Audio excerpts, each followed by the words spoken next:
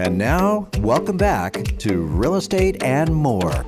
Well, good morning. Our next guest is a good friend of mine and a fellow who's assisted our buyers many times over the years. He specializes in putting together mortgage loans that help buyers buy their dream homes, specializing also in first-time home buyers. Bringing a wealth of lending experience to the table, this gentleman puts that experience to work for our clients as well as his.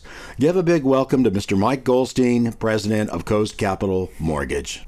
Welcome to the show, Mike. Tell us a little bit about how you got started in lending, your history in the profession, so to speak. Well, thank you for having me on the show, Michael. I've been in the lending industry since 2001. I actually got into the industry on a fluke. I used to run an IT company, and after the big dot bomb, I was looking for a new career and was asked to retool a mortgage company. And after working there for several weeks and helping them with the marketing program, I realized that this was a great profession and something I wanted to be in. And that's how I got started. I'll be darned. Tell us about how there are several loan programs that should be carefully considered and tailored to the exact borrower needs. Loan programs there's so many loan programs, Michael. It's really figuring out what the best situation is for your borrower and having enough knowledge about the different loan programs to find the right one that's right for the borrower. And the way we say it at Coast Capital, it's not always what you qualify for, it's what makes you sleep well at night. Oh, that's for sure. You don't want a big mortgage and you can't think of anything else in the middle of the night. You can't solve it in the middle of the night. So I understand how that is. And that's kind of interesting now with our first-time home buyers in that they're looking at that mortgage rate like it's the end of end all. In order to get into a home in the Bay Area, though, it's a little bit tougher. And I recommend getting in there and then perhaps recasting the loan down the road. It might be a little bit of a uncomfortable night or two, but once you get in, then you have that very valuable make money while you sleep thing called equity appreciation in your home.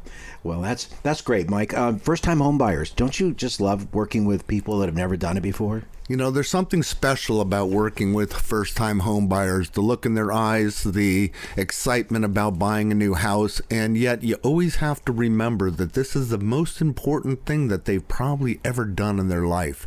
So you have to continually educate them so that everybody makes good decisions together. Yeah, well, walk me through a loan process. You have a brand new Susie and Johnny that are brand new and they've never, ever had a home before. They've been renting all their lives. They got married. They got a little baby that is just born. And they come to Mike Goldstein and they say, Mike, hey, we really want to buy this house. Realtors Michael Hatfield and Nancy Hatfield over here have this one. We would love it. And we think we can afford it. What is your process from there for a first-time home buyer? Great question. Well, it all starts with taking an application and helping them through the application, which consists of a credit report and where and how much assets they have, and then figuring out their income. And I'll tell you a story in a minute.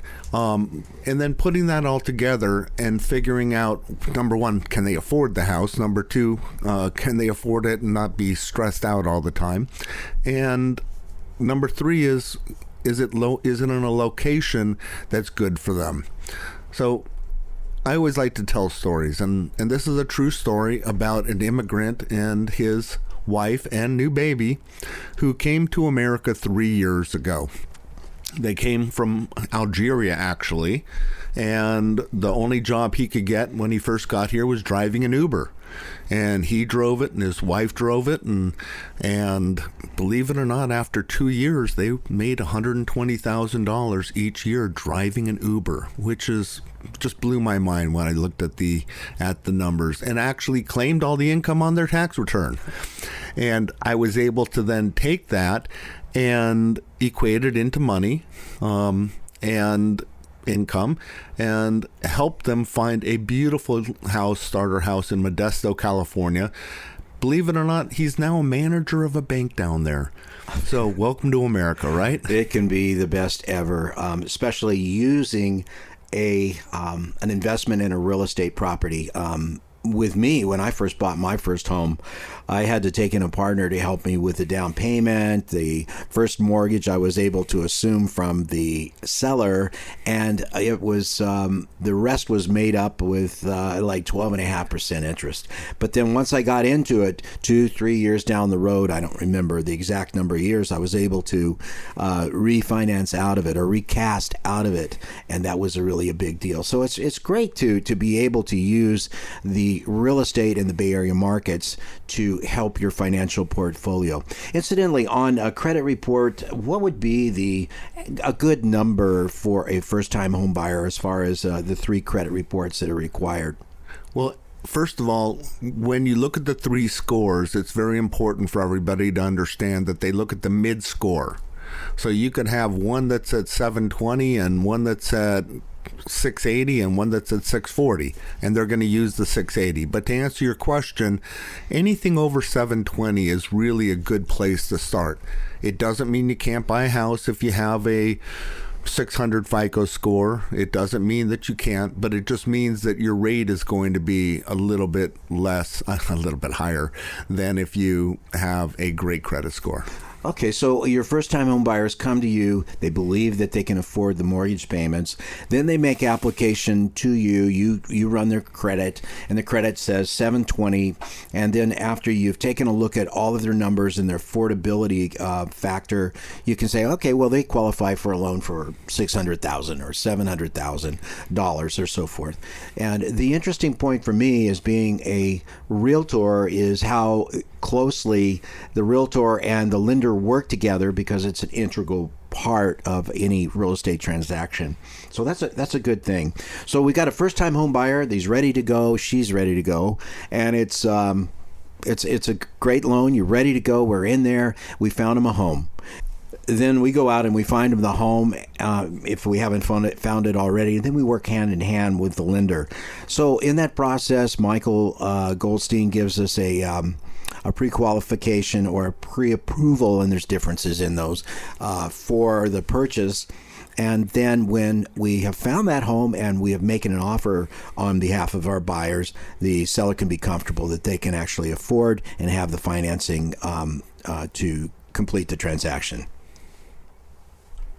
Mike, there's other factors involved that have to be paid for by the new buyer. You want to talk a little bit about those other factors, like taxes and... That's a great question, Michael. And what most young first-time home buyers don't realize is it's not just your mortgage payment. There's also property taxes that have to be paid on a monthly or bi-yearly basis. There's also homeowners insurance that they have to acquire. And there's also basic maintenance that you have to do on a house in order to keep it running. So just because their payment might be, make up a number, $2,000 a month for their principal and interest, they've also got to add on those other factors and understand what their total payment is a month. And that's, again, back to the what makes you sleep well at night number, and to keep underneath that number to make everybody happy. So you've got a homeowner's insurance that you add to it. Then you also, if there's an HOA monthly payment that you have there, then there's the taxes. The taxes, as a good, I call it a WAG, you can figure on 1.2% of the purchase price per year to give you a kind of an estimate of what the taxes will be. That's usually pretty good unless there's additional Mello-Roos payments or something that would be involved. So you have the P&I, you have the insurance for homeowners and fire insurance and such. You got HOA and you got taxes. And that number comes up to a number that has to be carefully considered by our new home buyer. Hey, Mike, let's talk about mortgage insurance. Talk to me about it. Well, mortgage insurance plays in any time you're putting down less than 20% on a loan, whether it's a government-insured loan like FHA or VA, or whether it's a normal Fannie Mae, Freddie Mac loan. And what mortgage insurance is for is, and most people think it guarantees that you're going to make your payment, and that's not what it's really for. What it does is it guarantees the bank that they will never lose money on your loan. So just because you're not the greatest borrower in the world, just because your credit isn't exactly 720 or 800, it gives the bank the security to lend you your money that they will never lose money. And that's really what mortgage insurance is for. Okay, so let's say that a borrower comes in and a buyer comes in and buys a home and he puts 5% down. And when can he get rid of that mortgage insurance? Great question. And the short answer is with a Fannie Mae Freddie Mac conventional loan, it goes away automatically in 5 years. With an FHA loan, which is government insured loan, it will go away in 12 or 12 and a half years. Is there any other way out? Of course there is. Come see Mike. Yeah, you come see Mike Goldstein and he refinances you. No, there's actually several ways. So number one is if your home goes up in value, we can then order an appraisal and send it to the lender, and the lender will see that it has gone under 80%, or your loan to value is under 80%. Okay, and the mortgage insurance number can then go away.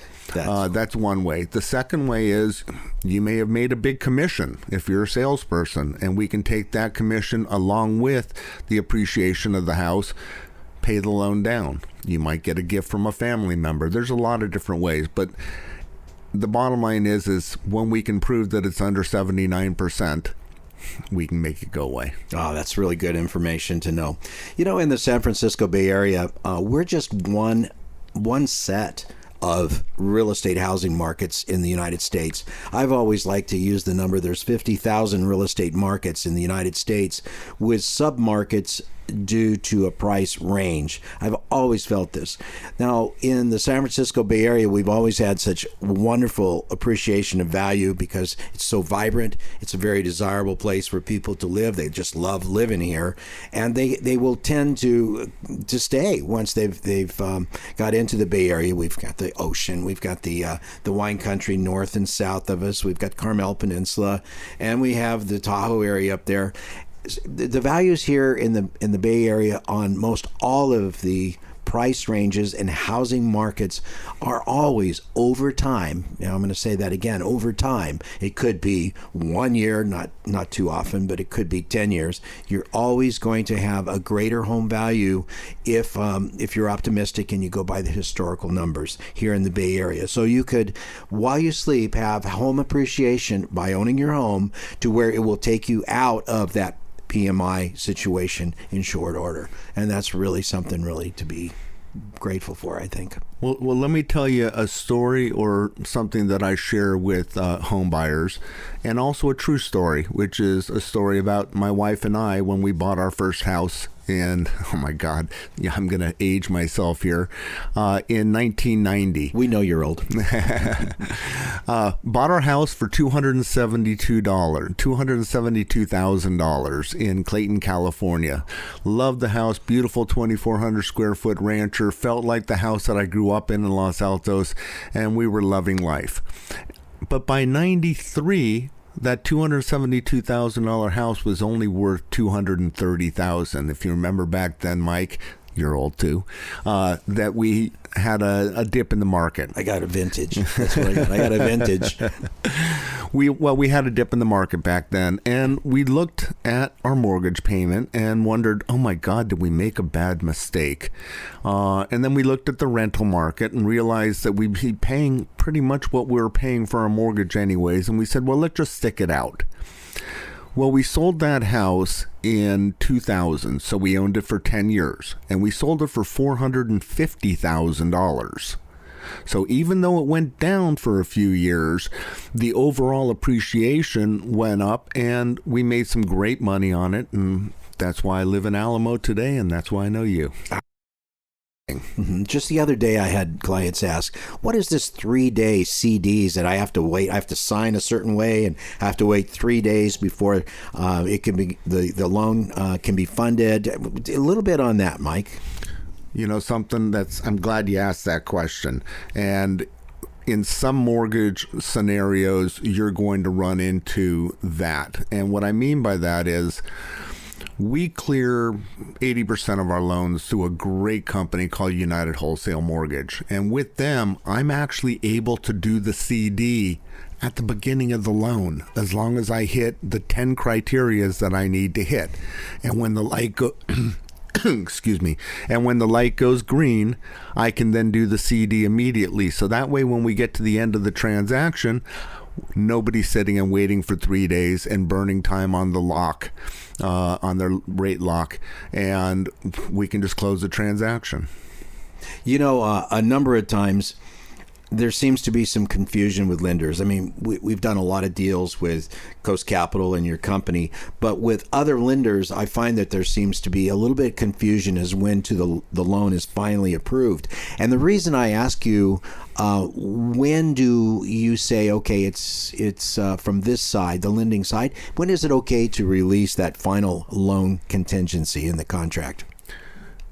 It's a simple answer, and that's when we have a clear path to success. We know exactly what the last underwriting conditions are. We have them or can solve them easily, and at that point in time, it's okay to release loan contingency. Now, do I ever suggest you release them early? No. That's up to the realtor and that's up to the borrower. They can if they wish, but when I see that I have a clear path to success, then I will tell both parties immediately that we do, and now it's up to them on how they want to do it. Sounds good. But I will say one thing, and I tell everybody this. You really don't have a loan approval until you have the keys to your house. Yeah, there's so many things that can happen in between, and Oh my it God. takes a lot of coordination, especially today. Today's market is a little bit different, and when I say different, it's because our number of transactions per year, when I say transaction, buy-sell transactions, has been in a constant state of decrease in number year over year for the last 6 years. So if there were, for an example, 10,000 transactions per year in a specific market, the next year they've declined and there are only 7,000 and 5,000, and now they've declined. There's not that many of actual transactions per looking back and comparing it with a year 7 years ago, so to speak. Mm-hmm. So everybody as a buyer is afraid that they've paid too much, and everybody as a seller looks around and they're afraid that they have not received enough money for their property. So it's always a question, and we have to say that, you know, in the process there's always these little things happen that tend to be a weave and a bob in order to get through to the end of it. And that's why you need a full service realtor, and that's why you need a very dedicated, experienced mortgage lender to work with you hand in hand through the process. By the way, Mike, where does most of your business come from? Is it new business? Is it online? Do you do social media? Do you advertise? Where does most of your business come from? Every year it's different. I have to tell you that I look at marketing campaigns just like a table. The more legs you have on the table, the sturdier the table is. So we get a percentage of our loans through Facebook, and that's really a friends and family. We get a lot of our loans through realtors because they won't get in a car unless their clients are pre-approved by us and don't want to waste their money on gas and time.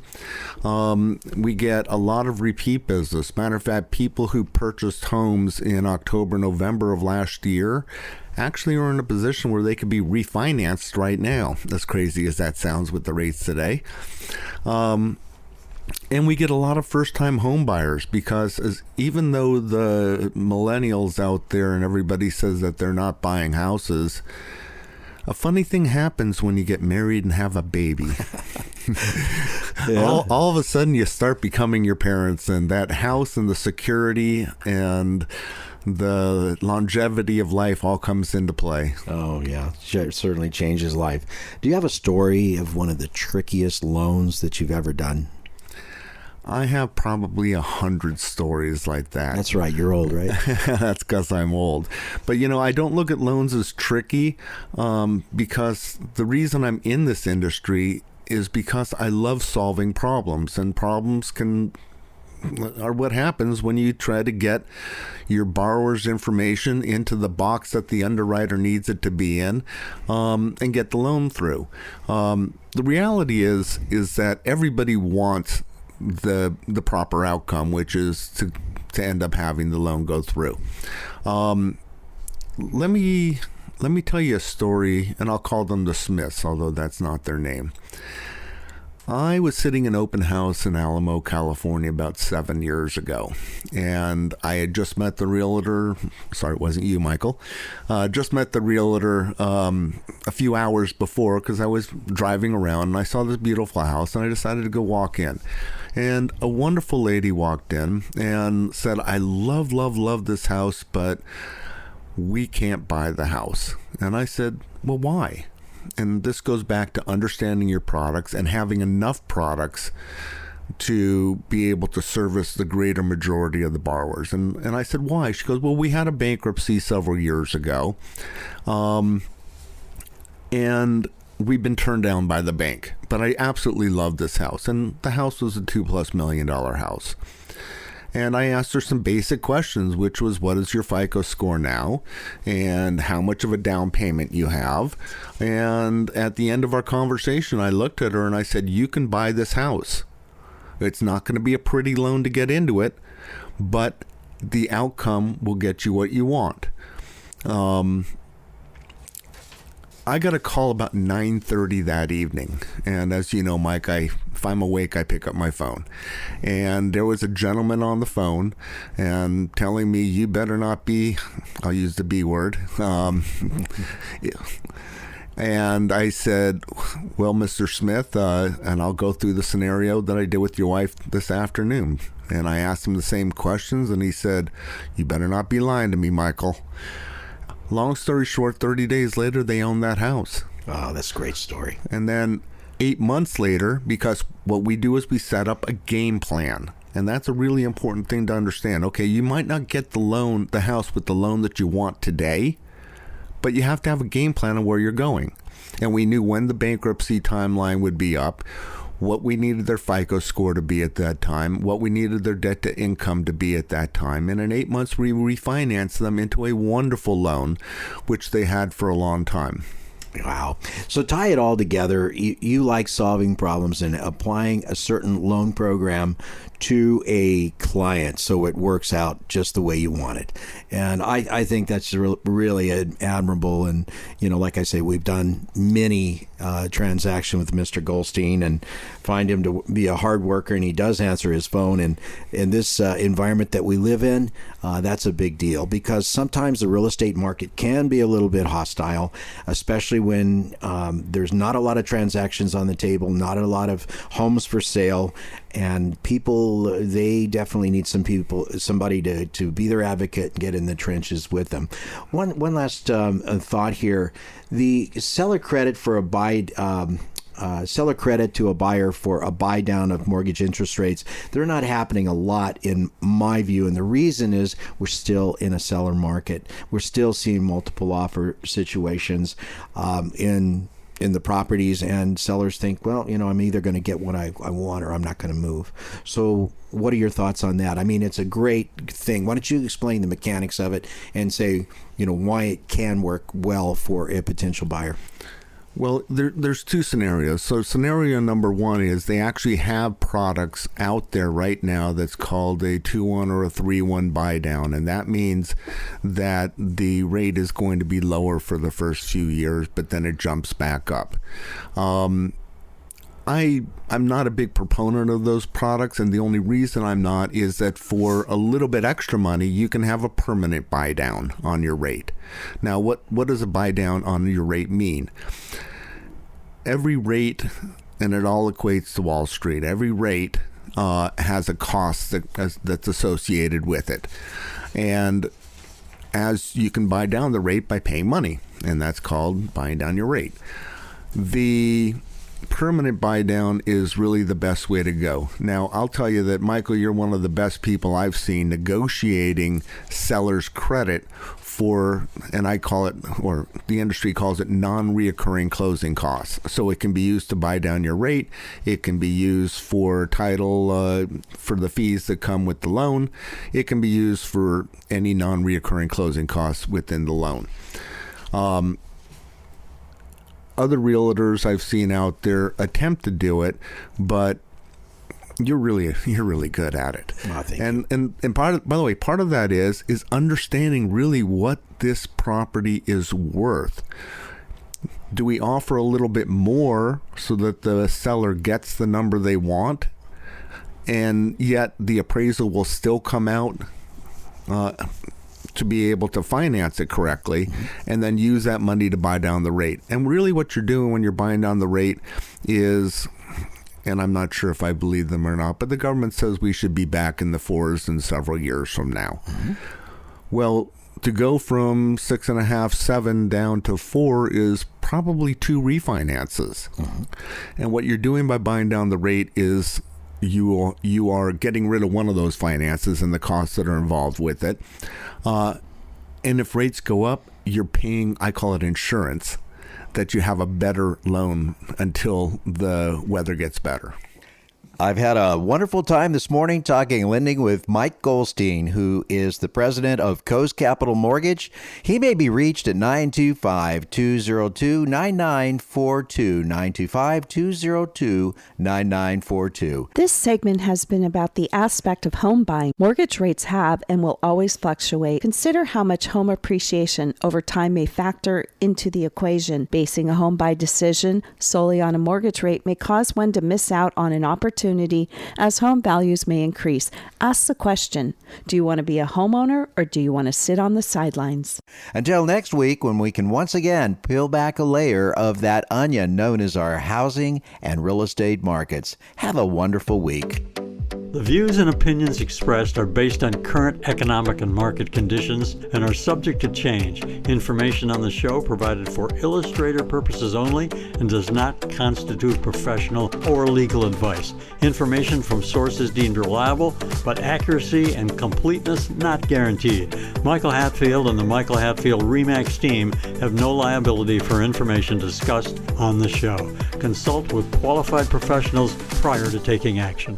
We at the Michael Hatfield RE/MAX team enjoy representing our valued clients. If you or someone you know is interested in buying or selling and wishes to schedule a complimentary appointment with the Michael Hatfield RE/MAX team, call us at 925-322-7775. That's 925-322-7775. Or go to our website, michaelhatfieldhomes.com. I'm Michael Hatfield. Thank you for listening today.